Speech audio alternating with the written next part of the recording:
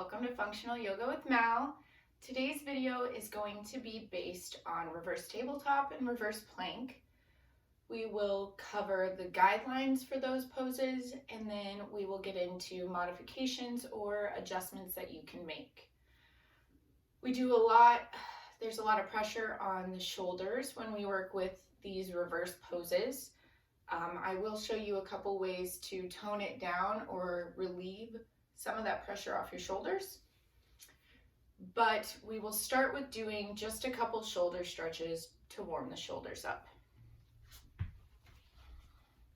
So our first one, we'll start with the right hand. We're just going to cross over our chest, stretching through the outer part of our shoulder.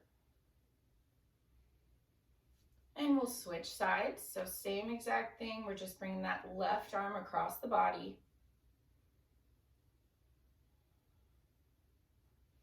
Go ahead and release that. We're going to take our left arm or left hand anywhere on the left side of us.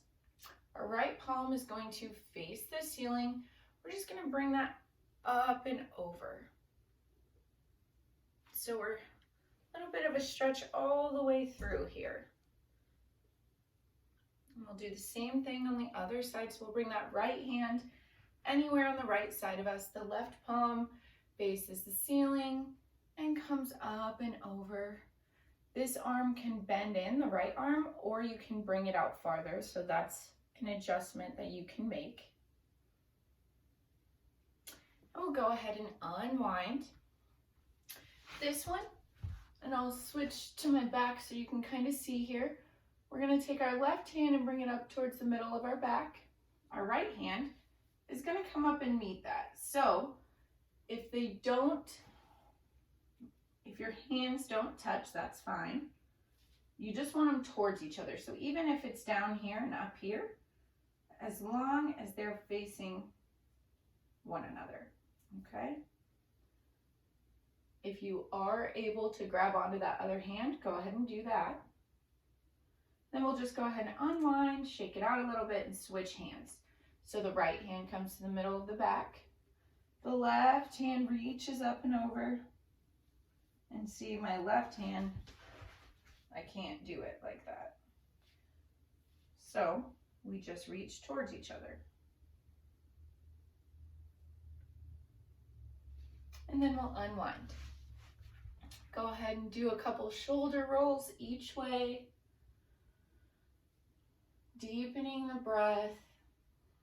Taking a moment before we start our practice to just decompress.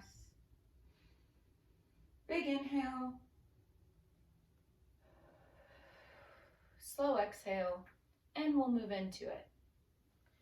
So we'll go ahead and place the feet on the mat. We're going to worry about our hand placement right now. So we want our guideline for our hands. Fingertips are going to point towards the hips, and they're going to be underneath the shoulders and closer to the body, okay?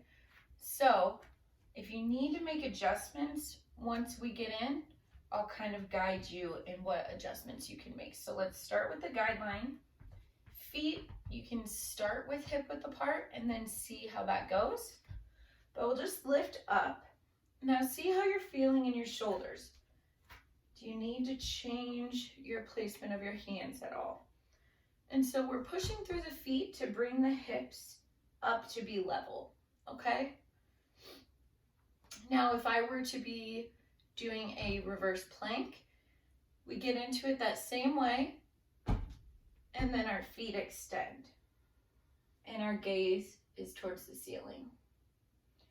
So we're really pushing down into the palms and into the feet, and engaging our glutes and core to just have that nice reverse plank, okay? So we'll move back to the tabletop. And from here, there are multiple things you can do. So you can stay here, which is a workout in itself. You're working towards gravity, or against gravity, I should say. But if you wanted to, you can extend one leg. You can bring it in as you lower the hips towards the mat. Extend it as you raise them, okay? So we'll lower down Go ahead, roll your wrists out a bit. Until you are comfortable with this pose, weight bearing on your hands and wrists at that angle can be difficult. Okay, so if you've had wrist injuries, things like that, one of the modifications that I'm going to show you might be a better option for you. So just see how you feel. So we'll move back in, okay? So get your hand placement. Go ahead, push through the feet. Make any adjustments that you need to make. We'll do the left leg this time. So we're extending our left leg out, keeping our hips raised. As we lower the hips, our knee comes in. You can bring your knee all the way to your nose if you want. But honestly, even just keeping it straight is going to be challenging, okay? So one important factor you want to keep in mind when doing the leg extensions with a reverse tabletop is going to be, if you are bringing your hips down and your knee in, you want to push off the foot that's planted to bring you back up, okay? So go ahead, lower down. Roll through the wrists, roll through the shoulders. It's a lot of work you're doing with your upper body, so stretch it out. So the leg extensions are one thing you can do. The knee to nose with the leg extension is another thing that you can do. If we go back into reverse tabletop,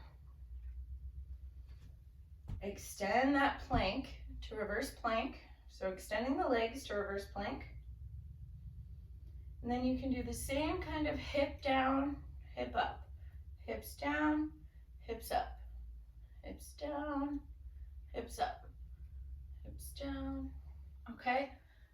You can go ahead and lower. Work out those wrists.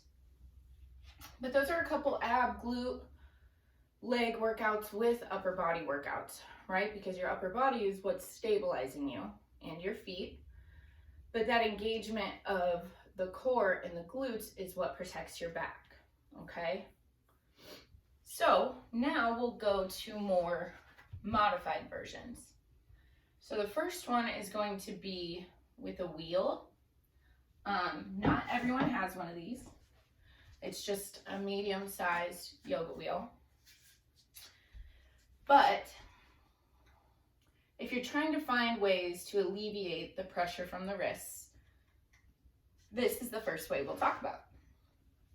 So using a wheel is kind of to add slight back bend, so it adds a little extra function on here. So if we put our hand placement the same as we had before, okay? So now we kind of roll onto this wheel a little bit. So it's more so middle, top of my back, okay? Once I have it there, I'll adjust my hands, but I'm taking that pressure off my hands. But that doesn't mean I want all of the pressure to be on my back. So having your elbows bent like this is making the back hold all of that weight, okay? So you still want to use your hands as the main source of stability, okay? The wheel is just there to help out, okay? So from here, if you wanted to do your leg lifts,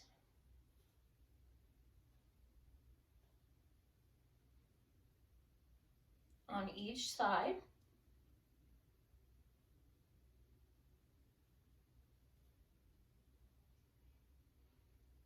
you're still engaging everything just as much as you were before, okay? The one thing that's going to be a little less of an ab workout, you're still going to get the glute workout, little less of an ab workout with the wheel when you're doing hip dips, okay? So, if I'm realigning here, taking the weight and distributing it where it should be, getting my hips level, and then dipping The wheel kind of prevents me from going very low, but I'm still engaging the legs, pushing through the feet, engaging the core and the glutes to bring those hips up.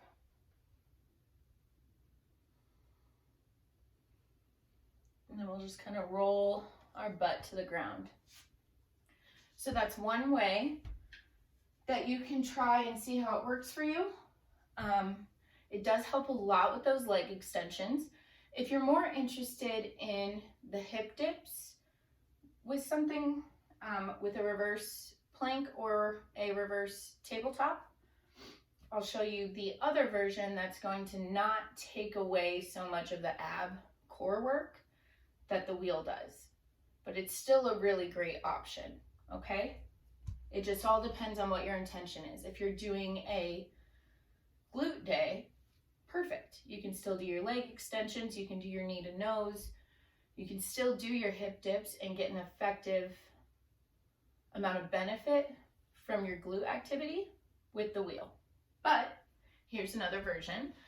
If you have a sofa, a coffee table, anything about this height, okay, we're going to use that as our stability. So I'm going to go into this with the same idea. My elbows are going to act as my hands were on the mat. So my elbows are going to be in line underneath my shoulder. I'm going to place my elbows on the edge, not the very, very edge, but I want some space between me and whatever I'm using for support, okay? So if you place your elbows underneath the shoulders and then just kind of scoot away from whatever object is supporting you. So here you can have the full hip dips, even a little bit higher than when you are on the ground, just because you have more area to work with. Okay. And if we raise our hips up and hold, we can do our leg extensions.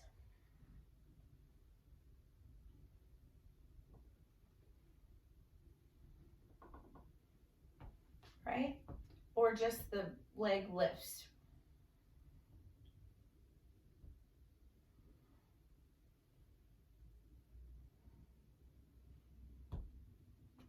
And then this acts as the same thing for reverse plank. Okay. We just want to keep those hips lifted and level, just like if we were in a normal plank.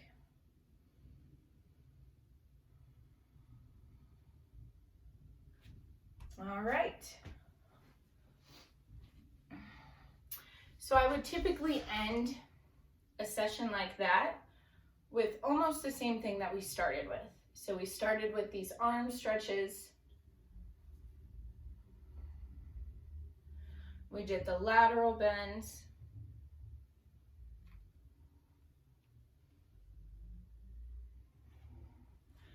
One thing I would add is a shoulder squeeze. So I'll turn around for this one too. Taking both hands behind your back and squeezing those shoulder blades together. Opening up through the chest. You can always lift or lower, but just make sure you give yourself some proper stretches to end your practice with. Okay, if you have any questions, as always, I'm here. And have a wonderful day. I hope you enjoy trying these new things in your practice.